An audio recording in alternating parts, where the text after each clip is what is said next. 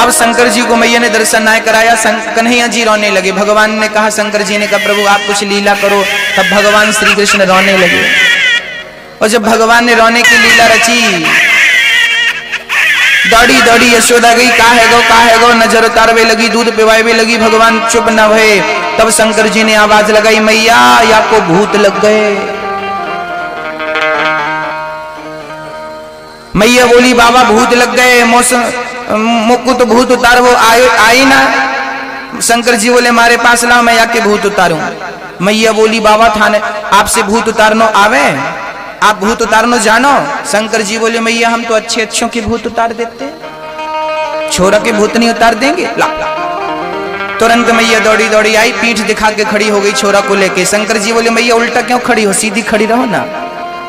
मैया बोली, बाबा थारी शकल, आपकी शकल देखेगो ना मारो छोरा तो डर जावेगो, इसलिए उल्टा खड़ी हूं। दूर से तुम मंत्र पढ़ो, भूत उतारो। शंकर जी बोले, दूर से भूत उतारने वालों मंत्र मुझको याद ना है, जब तक हमारी गोद में लाए के छोरा को ना दोगी तब तक मैं आके भूत ना उतारूंगा। तुरंत मैया ने लाला को गोद में दियो। भगवान शंकर की गोद में जाते ही भगवान श्री कृष्ण खिलखिला के हंसने लगे। मैया उतर गया के भूत, उतर गया के भूत।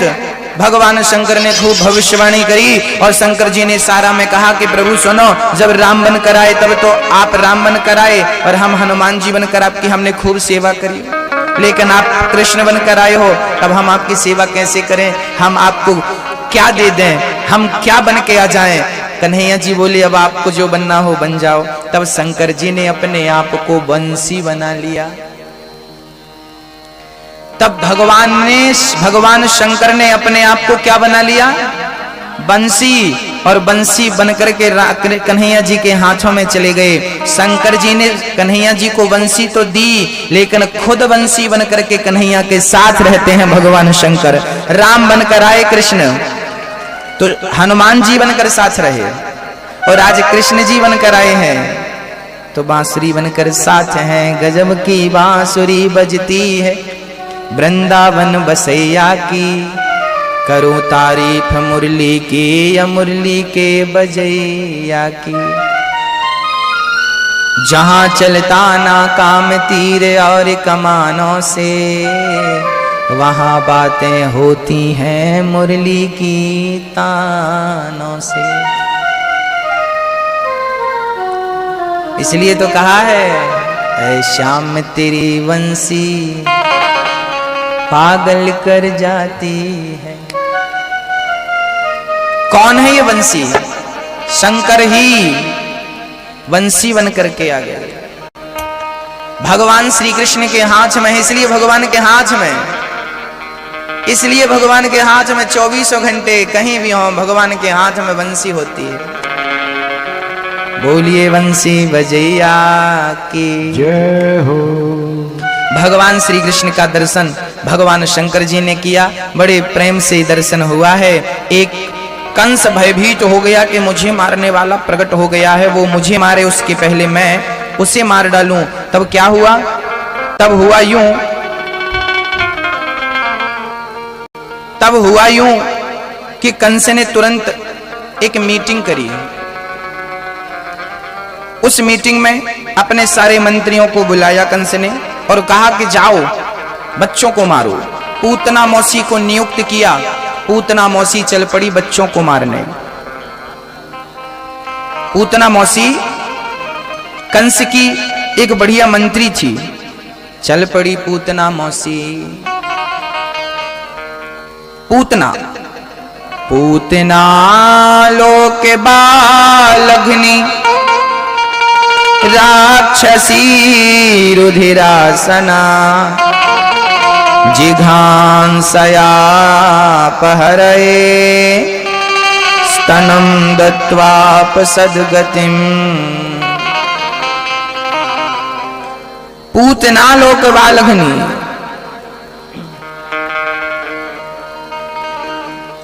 पूतना छोटे छोटे बच्चों को मार करके खाती थी, जाति की राक्षसी थी। बैठ जाओ मैया, आप बैठ जाओ। अब आप लोग वहीं से थोड़ा रोक दिया करो, हाथ जोड़ करके आप लोग भी रोक दिया करो, वहीं बैठो। बंद कर दीजिए रास्ता। कथा सुन लीजिए, कथा के बीच में जब भजन हो तब खूब पूजा पाठ कर लीजिए। बोलिए भक्त वत्सल भगवान की। भक्तों,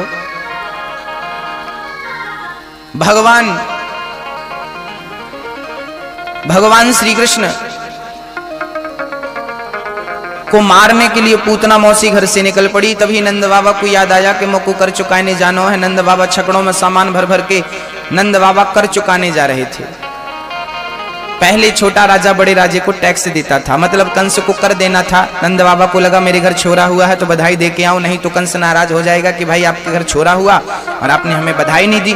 तो नंद बाबा चल पड़े कंस के यहाँ बधाई देने मथुरा, और मथुरा से चल पड़ी एक राक्षसी जिसका नाम था पूतना। अपने स्तनों में जहर लगा के कृष्ण को मारना चाहती थी। कालकूट नाम का जहर अपने स्तनों में लगाया और पूतना मौसी चल पड़ी। पूतना मौसी जब गोकुल पहुंची ना तो वहां उत्सव चल रहा था यशोदा के आंगन में। बधाई हो की लाइन लगी थी। पूतना ने पूछा कि यहाँ क्या हो रहा है? बोले लाला ने जन्म लिया है तो बधाइयां लुटाई जा रही हैं। पूतना बोली कि पहले इस बच्चे को ही मारूं। तो पूतना ने अपना रूप बदल लिया। राक्षसी थी, बड़ी भयंकर दिखती थी, पर पहले की राक्षसियां ना अपना रूप बदल लेती थी, है ना, रूप बदल लेती थी। सुपड़खा भी रूप बदल के गई थी। आपके गांव में सुपड़खा है कि नहीं? पहले तो एक ही सुपड़खा होती थी, आजकल तो हर गांव में 4-6 मिल जाती हैं।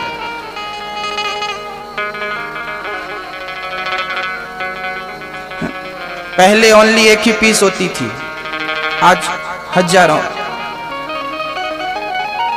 सुपड़खा कैसी? अच्छा, सुपड़खा ने रूप बदल लिया और राम जी से क्या बोली? तो सम पुरुष नमो सम नारी, तेरे जैसा पुरुष नहीं है मेरे जैसी नारी ने, और यह संयोग विधि रचा बिचारी। पूतना मौसी चल पड़ी हैं भगवान श्री कृष्ण को मारने के लिए।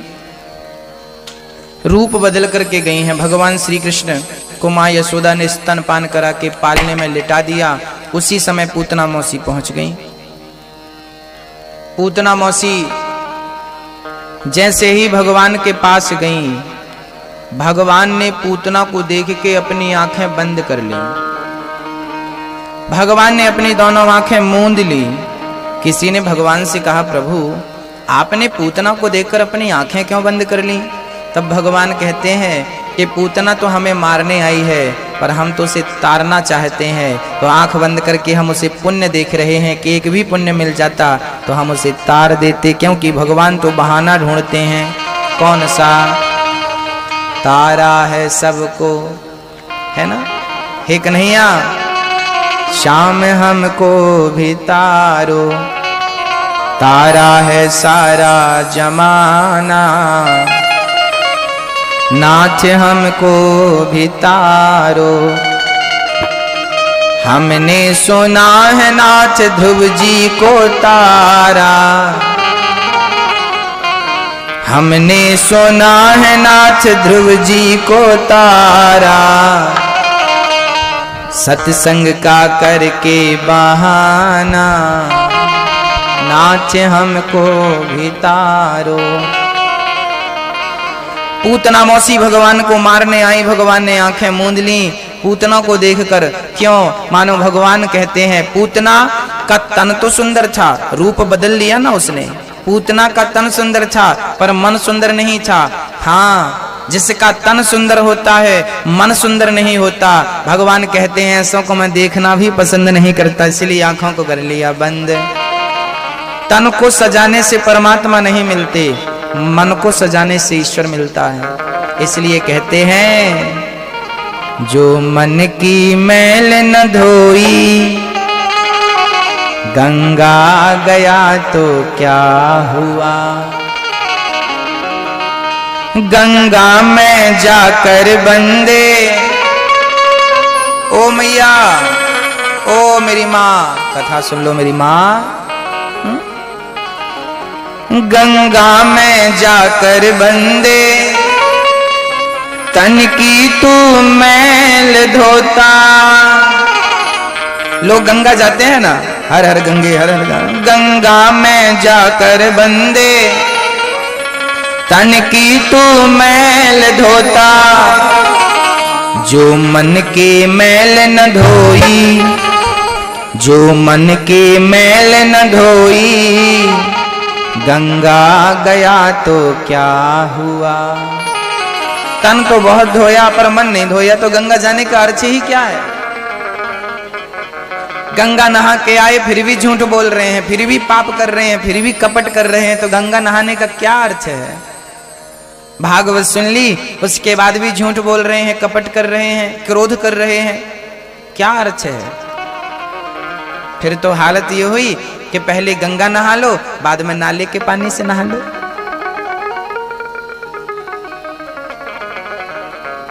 कपड़े रंगा के बंदे दुनिया में बांधे, वही तो ज्ञानी है। तलवार बड़ी होती है, सुई छोटी होती है। एक दर्जी कैंची से कपड़े को काट रहा था और कैंची को अपने पांव के नीचे दबा रहा था और सुई से बटन लगा रहा था, कज कर रहा था और उसे अपनी टोपी में लगा रहा था। किसी बच्चे ने पूछ लिया कि आपने कैंची को पांव के नीचे रखा है और सुई को टोपी के ऊपर, कारण क्या है। तब दर्जी भाई ने बड़ा प्यारा जवाब दिया। दर्जी ने कहा, बेटा ये जो कैंची है ना, ये तोड़ने का काम करती है, इसलिए पैरों के नीचे जगह मिलती है इसे, और ये सुई जो है जोड़ने का काम करती है, इसलिए सर की पगड़ी पर सजाई जाती है, इसलिए इसे स्थान ऊंचा होता है। याद रखिएगा, आप कैंची तो घर में नीचे रखते होंगे, लेकिन सुई को कभी नीचे नहीं रखते होंगे, कहीं ना कहीं ऊपर स्थान में आप रख देते होंगे, टांग देते होंगे उसको।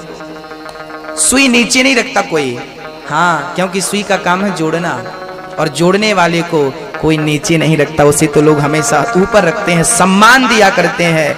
आपको बनना है तो सुई बनिए, कैंची मत बनिए। सुई जोड़ती है जबकि तलवार तोड़ती है। तलवार सबके घर में नहीं पाई जाती, जबकि सुई सबके घर में पाई जाती है। तोड़ने वालों की सबको जरूरत नहीं होती, जबकि जोड़ने वालों को सबकी जरूरत होती है। जोड़ने वाले की सबको जरूरत होती है। सुई जोड़ती है, सब घर में रखते हैं, तलवार तोड़ती है, शायद कोई रखता हो, है ना। भक्तों, पूतना को देखकर भगवान ने आंखें बंद कर ली, क्योंकि पूतना सुंदर थी, सुंदर बनकर आई थी, कपटी थी ना, पूतना का हृदय अच्छा नहीं था।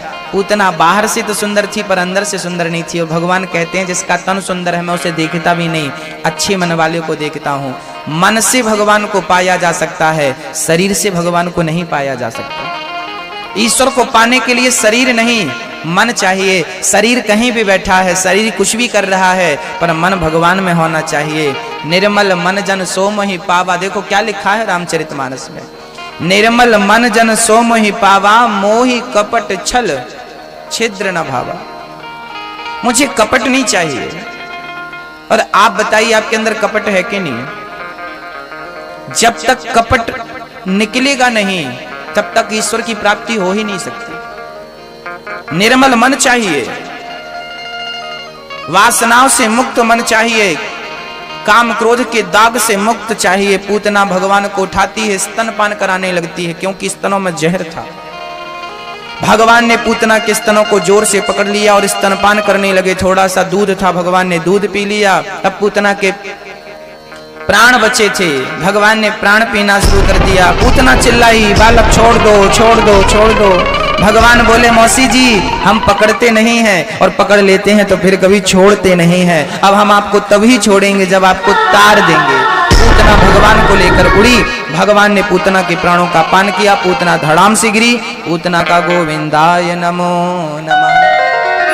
पूतना का शरीर इतना विशाल था कि पूतना का हाथ यमुना के उस पार गिरा तो नंद बाबा समझे ये पुल कैसे बन गया। हाथ कोई पुल समझ करके छकड़े वकड़े सब गाड़ियां पार हो गई, बैलगाड़ियां सब पार हो गई। बाद में पता चला मौसी जी मर गई हैं। नंद बाबा ने पूतना के शरीर को काट काट के चिताओं में रखा, और चिताओं में रखकर जब आग लगाई तो पूतना के शरीर से सुगंध निकल पड़ी।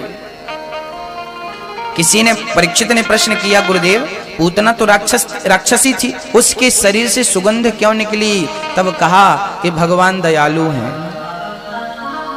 है ना। अहो बकेयम स्तन कालकूटम जिघांसयापा ययदाप्यसाध्वी लेभे गतिं धात्युचितां ततोऽन्यं कंबा दयालुं शरणं व्रजेम। जब राम जी वनवास गए ना, तब पिताजी रो रहे थे, राम मत जाओ। राम जी रो रहे थे, लेकिन जब राम जी वनवास गए तब दशरथ जी रो रहे थे, लेकिन राम की आंखों में आंसू नहीं आए। दशरथ जी तड़प रहे थे, राम रोए नहीं। पिताजी रो रहे थे, पिताजी की मृत्यु हो गई, पर राम जी रोए नहीं।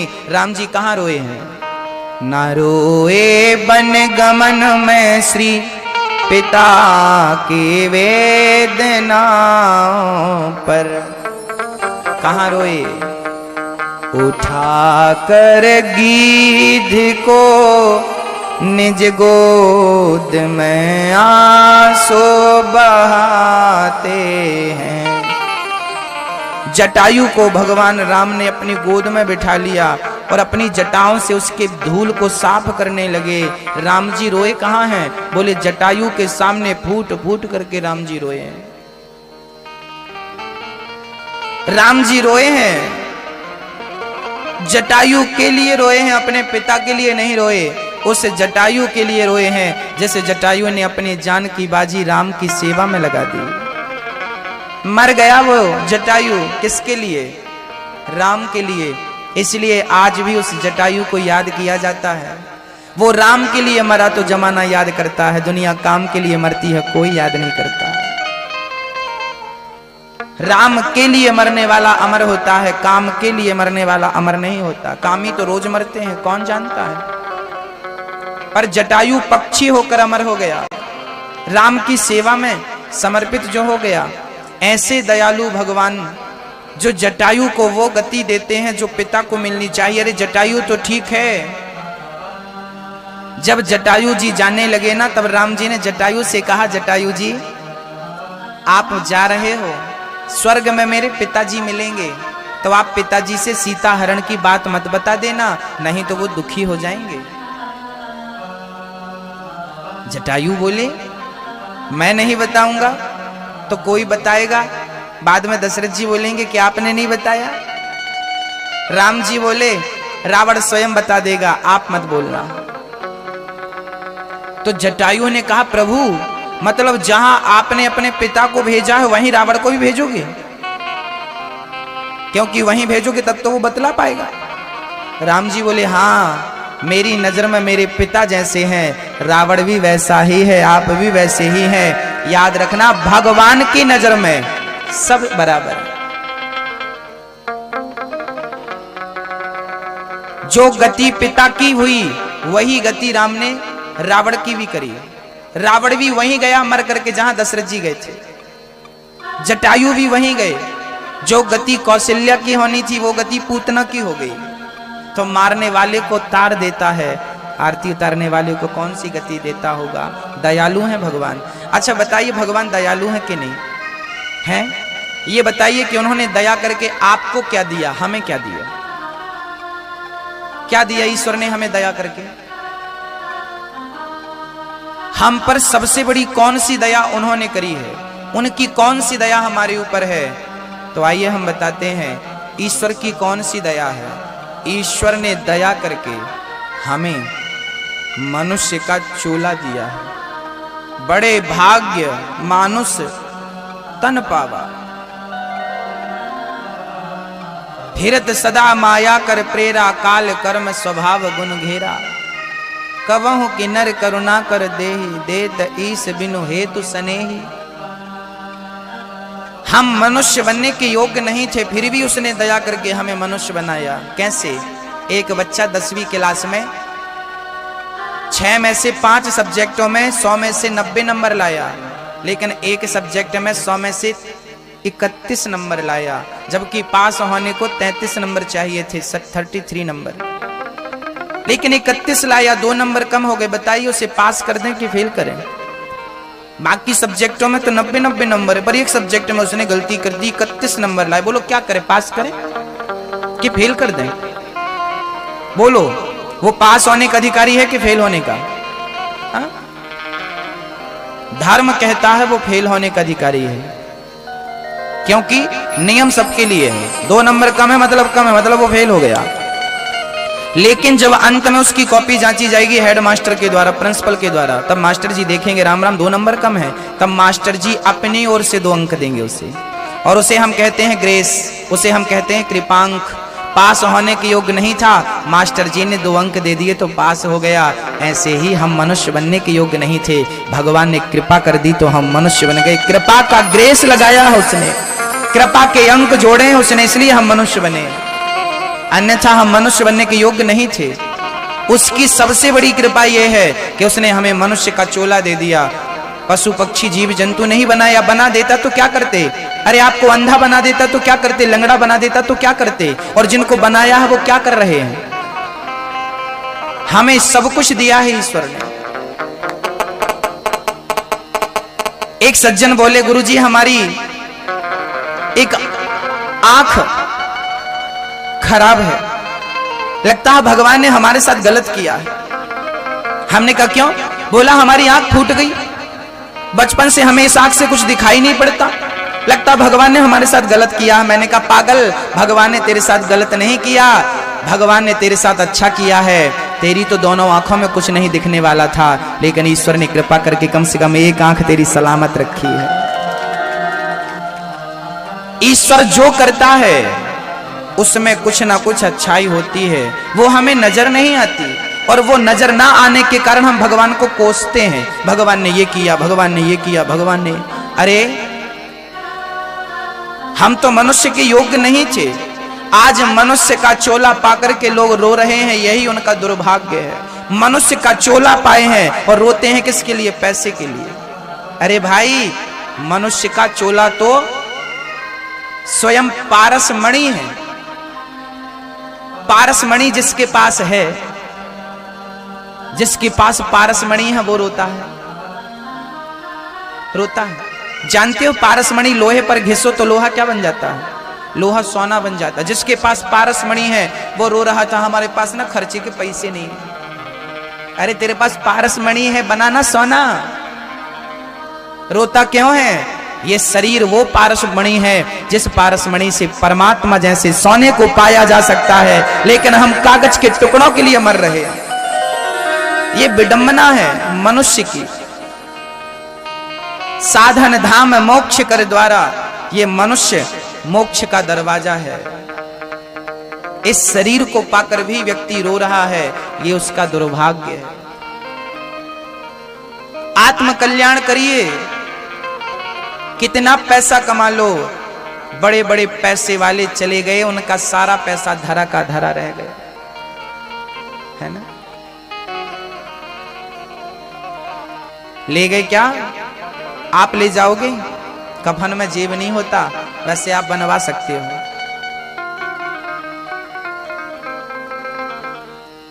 होता नहीं है, ले जाना।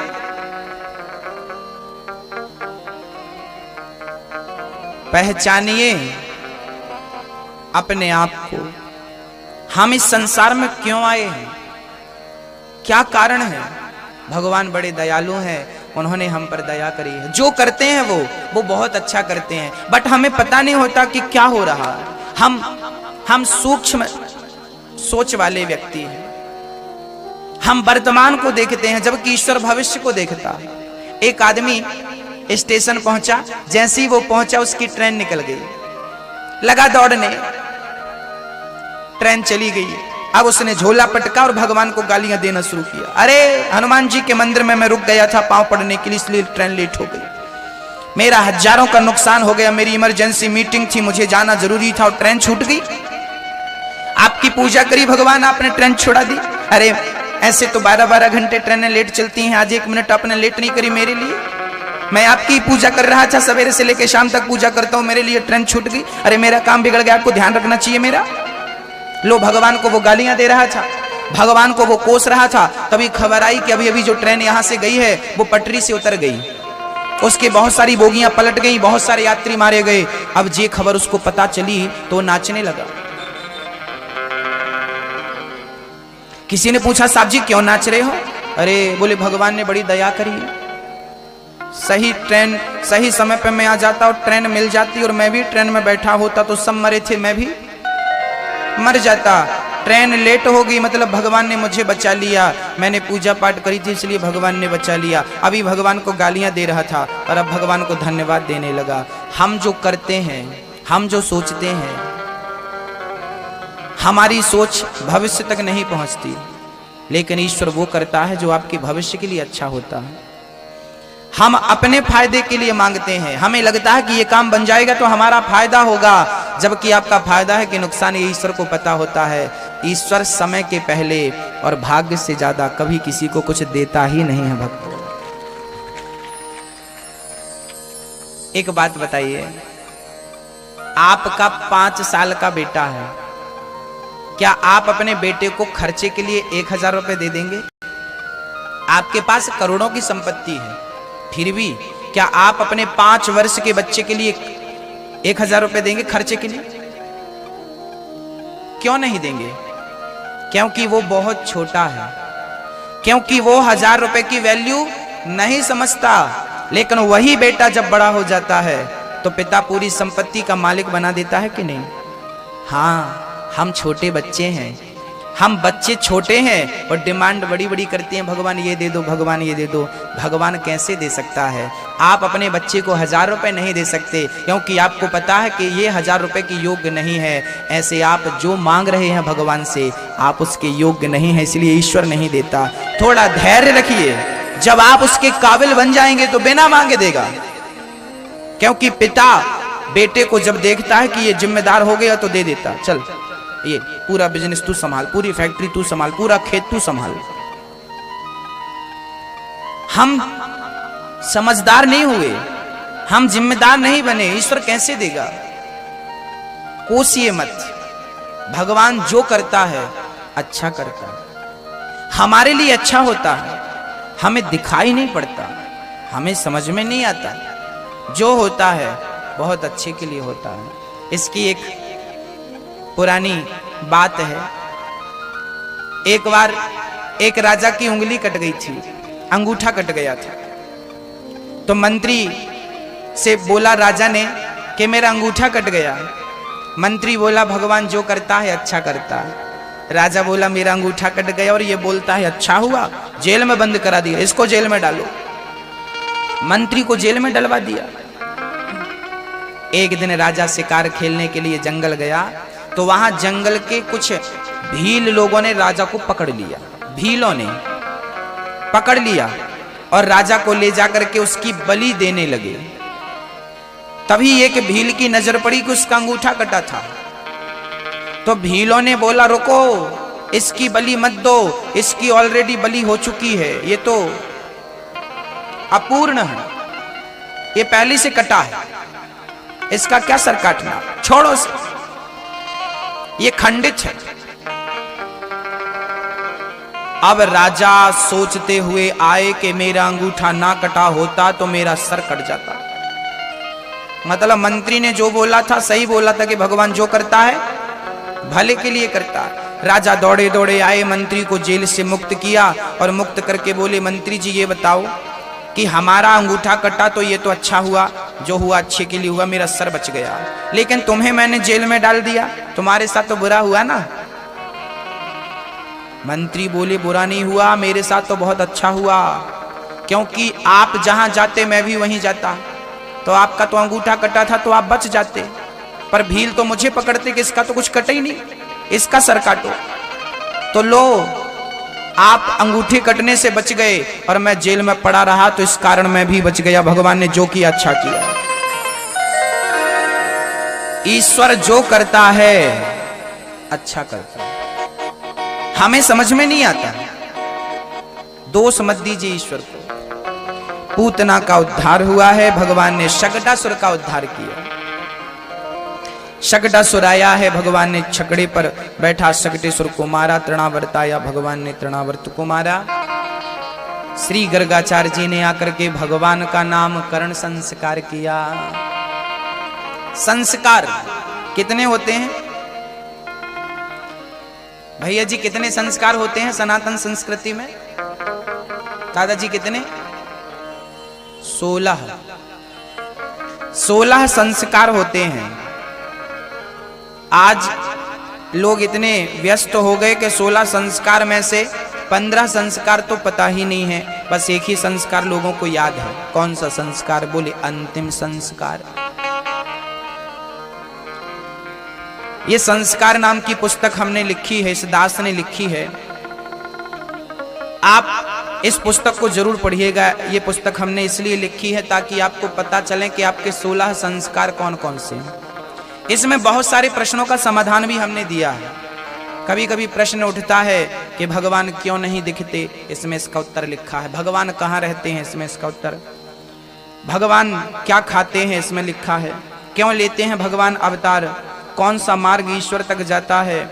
बहुत सारे प्रश्नों का इसमें उत्तर है ना। बाली को छिप करके राम जी ने क्यों मारा, ये भी इसमें उत्तर है। पूतना को देखकर भगवान ने आंखें क्यों बंद करी, इसमें विस्तार से हमने लिखा है। मनुष्य का धर्म क्या है, ये भी इसमें लिखा है। गणेश जी तो शिव जी के पुत्र थे, फिर शिव जी के विवाह में किस गणेश की पूजा हुई थी, इसका समाधान भी इसमें लिखा है।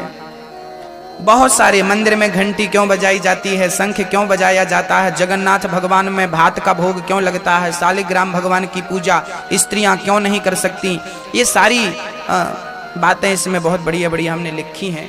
इसमें हमारे मोबाइल नंबर भी लिखे हैं पीछे, कभी आपको संपर्क करना हो तो आप कर भी सकते हैं। 16 संस्कार। पहला संस्कार है गर्भाधान संस्कार। आज भगवान का नामकरण संस्कार हो रहा है गर्गाचार्य जी के द्वारा। गर्गाचार्य जी ने नाम रखा अयम ही रोहिणी पुत्रो रमयन सुहृदयो गुणैः आख्यायास्ते राम इति बलाधिक्याद्बलं विदुः। रोहिणी, ये जो आपका बेटा यशोदा की गोद में लेटा है ना, इसका नाम होगा राम, पर बल अधिक होने के कारण दुनिया कहेगी बलराम। यशोदा, ये जो आपका बेटा है इसका नाम होगा कृष्ण, कर्ष्यति कृष्णा। इसके अनेकों अनेक नाम होंगे। बड़ी प्रसन्न भई यशोदा और रोहिणी। बाबा जी को ढेर सारी दान दक्षिणा देकर उन्होंने गर्गाचार्य जी को विदा किया। भगवान का नामकरण संस्कार हुआ। बच्चों का जन्मदिन मनाना चाहिए, लेकिन केक काट करके नहीं। बच्चों का जन्मदिन मनाना चाहिए किसी गरीब की सेवा करके,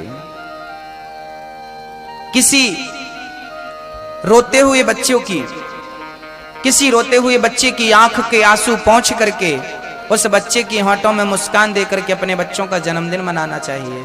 आज जमाना बदल गया, लोग केक लेकर के आते हैं और केक काटते हैं। भाई, केक काटना भारतीय परंपरा के विरुद्ध है। केक नहीं काटना चाहिए, लड्डू बांटना चाहिए। और लड्डू बांटना कैसे चाहिए? बोले गरीबों के बीच में जाओ, उनको समय दो। आज हमारा देश ना छुआछूत से भी आगे बढ़ रहा है। छुआछूत है, बहुत सारे लोग तो छुआछूत मानते हैं, पर देखिए ये छुआछूत की परंपरा बहुत अच्छी नहीं है। छुआछूत बिल्कुल नहीं होना चाहिए। हम सब मनुष्य हैं, हम सब ईश्वर की संतान हैं। कौन बड़ा और कौन छोटा? भाई ठीक है, किसी वृक्ष का आम मीठा होता है तो किसी वृक्ष का आम खट्टा होता है, पर आम तो आम है ना। व्यक्ति अपने अच्छे कर्मों से ब्राह्मण बन जाता है, अपने पराक्रम से क्षत्रिय बन जाता है, अपने व्यापार से वैश्य बन जाता है और अपने सेवा भाव से शूद्र बन जाता है। ये व्यवस्थाएं ईश्वर ने बनाई थी, ये छुआछूत के लिए नहीं है। छुआछूत कभी ना करें। ये व्यवस्थाएं हैं, ईश्वर की बनाई व्यवस्थाएं हैं, ये छुआछूत नहीं है। सब मनुष्य हैं, सब मनुष्य भगवान के उपजाए हैं, इसलिए सबको भजन करने का, भक्ति करने का अधिकार है। सब भगवान का स्मरण करें। भगवान शबरी को मिलते हैं, भगवान केवट को मिलते हैं, भगवान जंगल के भीलों को मिलते हैं। क्या राम ने भेद किया? जब राम ने भेद नहीं किया तो हमें कभी भेदभाव नहीं करना चाहिए। ये पूरा देश हमारा एक परिवार है और इस परिवार में हम सब एक दूसरे के सखा हैं, मित्र हैं, भाई हैं। इस भाव से हमें आगे बढ़ना चाहिए। भगवान श्री कृष्ण का जीवन ऐसे काम को करने के लिए ही हुआ है, अवतार हुआ है। भगवान अब छोटे से बाल लीलाएं करते हैं। आइए जरा हम बाल लीलाओं की ओर चलते हैं। भगवान कैसी कैसी लीलाएं रचते हैं। सखियां गोपियां शिकायत करने आती हैं, यशोदा तेरे लाला ने आज चोरी करी, तेरे लाला ने आज माखन चुरा के खाया, तेरे लाला ने आज ये मस्ती करी। सारी गोपियां शिकायत करती हैं। सच कहें तो शिकायत तो एक बहाना है। जिस दिन गोपियों को कृष्ण का दर्शन नहीं होता उस दिन शिकायत का बहाना लेके आ जाती हैं कन्हैया का दर्शन करने के लिए। आइए जरा प्यारी सी माखन चोरी लीला का दर्शन करते हैं। कैसी है माखन चोरी, कैसे माखन चुराते हैं भगवान श्री कृष्ण। बोलिए माखन चोर भगवान की। कैसे मटकी तोड़ी भगवान ने, कैसे माखन चुराया, कैसे भगवान ने बाल लीलाएं करी। एक दिन गोपियां शिकायत करने आ गई, यशोदा तेरे लाला ने चोरी करी। मटकी को माखन निकाल निकाल के भगवान ने सबन को खवायो है। सारे ब्रजवासियों को भगवान ने माखन दिया है। जैसा कि मैंने कल आपको बताया था, अब मैं आपको कथा की ओर ले जाऊं। उसके पूर्व भक्तों सभी माता बैठ जाइए, सभी लोग बैठ जाइए। मैया बैठो, शांति से बैठिए। आइए मैं भगवान की बाल लीलाओं का गुणगान करूं। उसके पूर्व जैसा कि आपको पता है कि अपनी संस्था के द्वारा हम बेटियों का विवाह करते हैं। साल में करीब 100 बेटियों का विवाह इस संस्था से किया जाता है, श्री गौ गौरी गोपाल सेवा संस्था के द्वारा। इस अच्छे कार्य में यदि आप लोगों को सहयोग करना हो तो आप कर सकते हैं, क्योंकि दान करने से धन शुद्ध होता है। 100 रुपए कमाओ तो 100 रुपए में कम से कम 10 रुपए दान करने के लिए रखो, तब कहीं जाकर वो 90 रुपए बचते हैं। दान करने से धन की शुद्धि होती है। जमीन से डीजल पेट्रोल निकलता है, जैसे निकलता है वैसी गाड़ी में नहीं डलता, उसे फिल्टर किया जाता है। आप जो कमाएं उसका फिल्टर जरूरी है।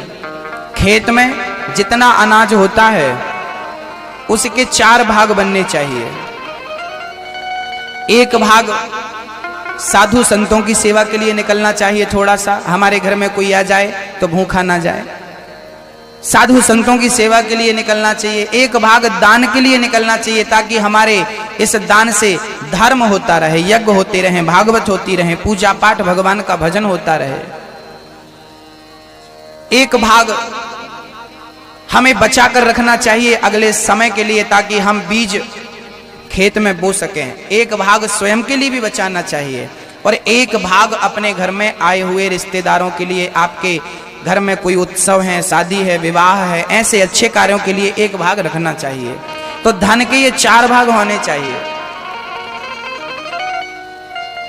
हम सब नदियों का पानी लेते हैं, पीते हैं। नदियां हमारे लिए बहती हैं, दूसरों के लिए बहती हैं। ये वृक्ष देखो, आम का फल आने वाला है। ये आम अपने लिए नहीं, दूसरों के लिए आते हैं, हमारे आपके लिए ये बार बार आते हैं और हमें सुंदर सा मधुर सा फल दे करके चले जाते हैं।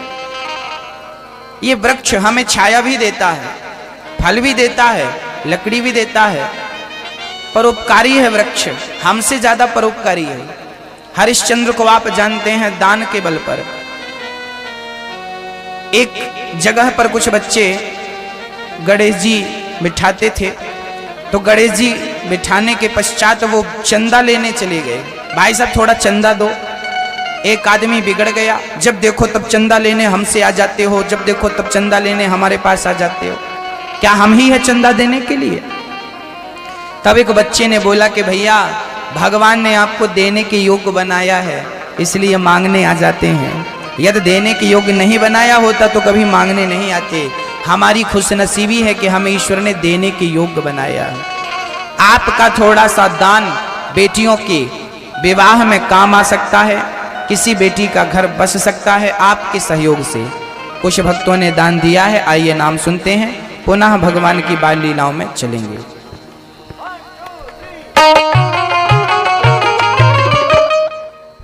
राधे राधे।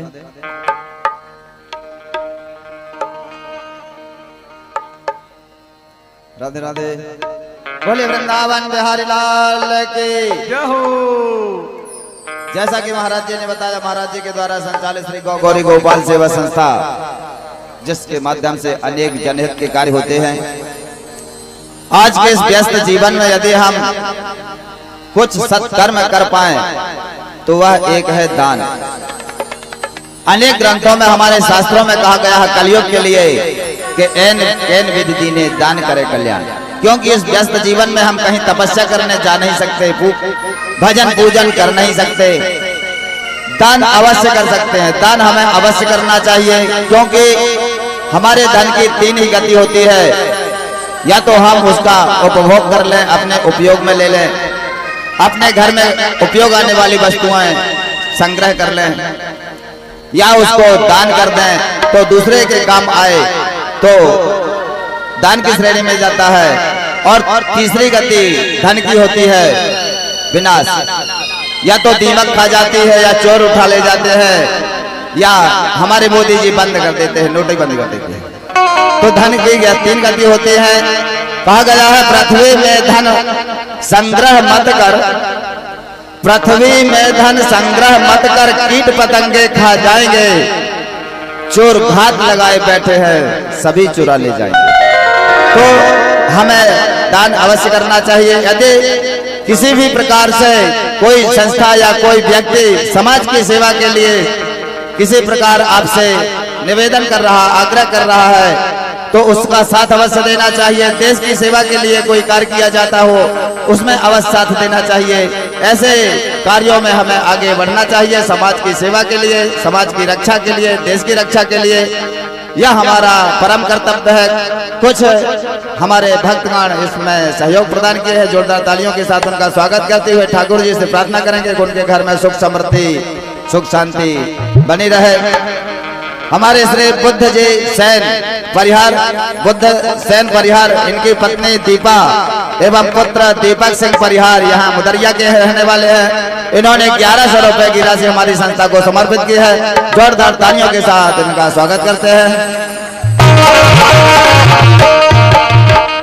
ऑनलाइन देखने वाले हमारे भक्तगण राहुल तिवारी जबलपुर से हैं। इन्होंने भी 3100 रुपए की राशि हमारे संस्था में समर्पित की है। जोरदार तालियों के साथ उनका भी स्वागत करते हैं। श्री राम गोपाल जी की ओर से 1100 रुपए की राशि समर्पित की गई है। जोरदार तालियों के साथ इनका भी स्वागत करते हैं।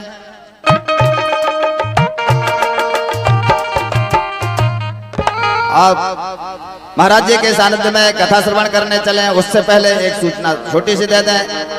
जिस पुस्तक की चर्चा महाराज जी अभी कर रहे थे मंच से, वह हमारे स्टॉल में उपलब्ध है। जिन भक्तों को प्राप्त करना हो, महाराज जी की लिखी गई पुस्तक है, जो कि हमारे अंदर उठने वाले सभी प्रश्नों के उत्तर उसमें उपलब्ध है। भजन की पुस्तक और भी सामान, हमारे महाराज जी के गाए हुए भजन और कथा, इनके पेन ड्राइव और मेमोरी कार्ड में उपलब्ध है। जिन भक्तों को प्राप्त करना हो प्राप्त कर सकते हैं।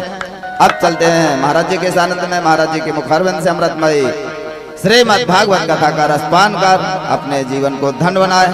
जय श्री कृष्णा, जय श्री राधे।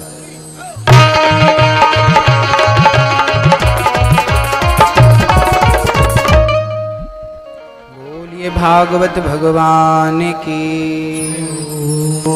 भगवान श्री कृष्ण ने पूतना का उद्धार करके उससे तारा है। भगवान ने अनेक लीलाओं का दर्शन अपने भक्तों को कराया है। एक दिन भगवान श्री कृष्ण गोपियों के घर माखन चोरी करने गए, तो गोपियों ने भगवान को पकड़ने का एक नया प्लान बनाया और गोपियों ने मटकी के ऊपर घंटी बांध दी। भगवान